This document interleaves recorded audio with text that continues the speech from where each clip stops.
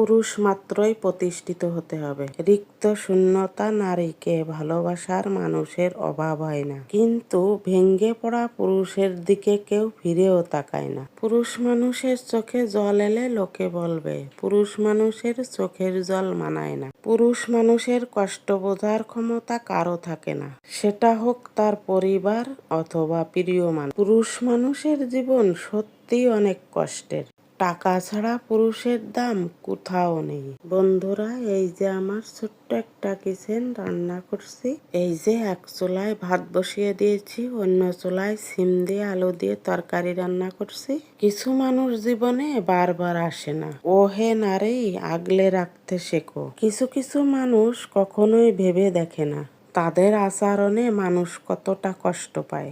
তারা শুধু নিজের প্রয়োজনটাই বোঝে।